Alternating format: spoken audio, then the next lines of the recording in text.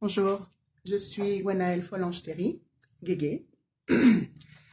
J'ai une démence avec corps de Lévy et du parkinsonisme, entre autres choses. Et je fais ces petites vidéos pour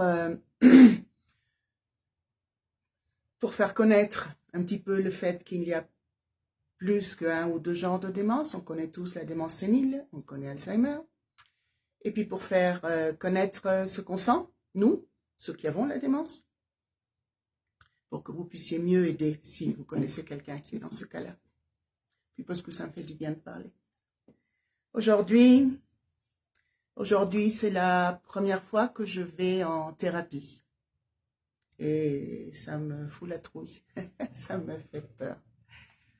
Normalement, quand on a une démence X, il y a des médicaments que l'on peut prendre qui n'arrêtent pas la démence, qui ne guérissent pas ce qui est déjà perdu, qui ne font que ralentir. Il y a le soutien de ceux qui sont autour de nous et il y a les thérapies. Alors moi, les médicaments, je n'en prends pas parce que j'en prends pour le parkinsonisme, mais pas pour la démence parce que j'y suis allergique. Donc, bon, c'est comme ça. Et puis les thérapies, j'ai préparé mon petit papier là, pour ne pas me tromper. Alors, il y a ce qu'on appelle la thérapie cognitiva. C'est ça en espagnol, cognitive. C'est-à-dire, si je me perds dans la rue, qu'est-ce que je peux faire? Je peux téléphoner à quelqu'un, je peux demander mon chemin. Il y a la thérapie de langage. On réapprend pas, on travaille le langage. Arriver à dire ra, oui, ou un mot entier, ou à le lire à voix haute. La thérapie occupationnelle, c'est-à-dire on se tient occupé. Bah ouais, parce qu'on finit par s'asseoir à regarder la télé, ça c'est pas être occupé. Donc moi pour ça, je continue à tricoter, à broder, à peindre, à écrire. La thérapie physique, quand le parkinsonisme devient trop dur quand même, pour ne pas perdre les muscles, je me casse pas mal la figure là. Et si on veut, une thérapie émotionnelle.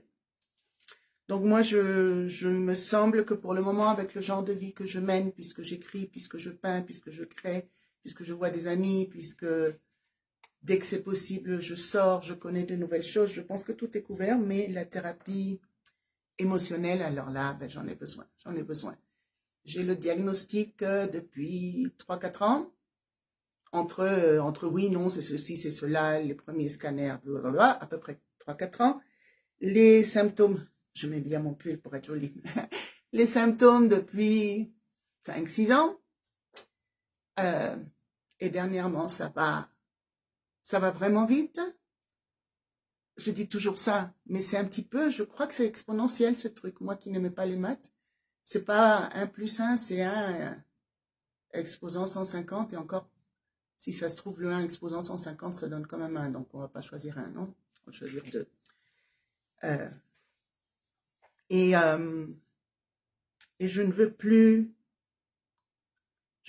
faire peur à mes amis, faire peur à ma famille quand je leur dis ce que je sens physiquement, c'est-à-dire j'arrive pas à parler, je me suis encore cassé la figure, quand je dis je suis en train de tricoter, je comprends plus comment on fait une boutonnière, alors que j'ai tricoté toute ma vie, mon premier pull à 9 ans. Je veux plus non plus leur dire je suis triste, je suis désespérée parce que c'est pas drôle quoi de sentir que là c'est que de l'avoine et puis ça commence à être une avoine vachement épaisse quoi qui forme des grumeaux et qui a même pas un petit peu de sucre dedans pour que ce soit bon quoi. Donc aujourd'hui je vais en thérapie émotionnelle et première fois c'est une neuropsychologue. Il faut quelqu'un qui s'y connaisse en maladies neurologiques et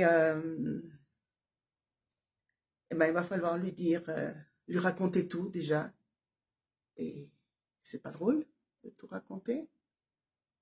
Et ouvrir mon moi, être capable de lui dire jusqu'au bout, bon, elle est spécialiste, mais lui dire combien j'ai mal, combien...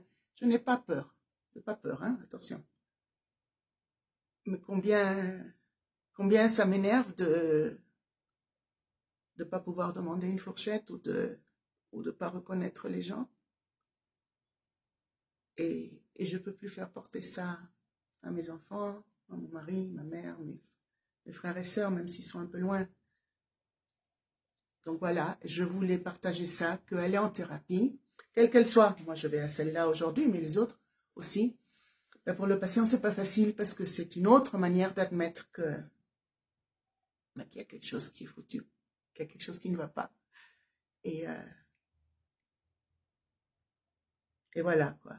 Je vais en thérapie aujourd'hui pour la démence, pour la première fois. Grand sourire? Bah, il faut, non, mais merci si vous avez écouté jusqu'au bout.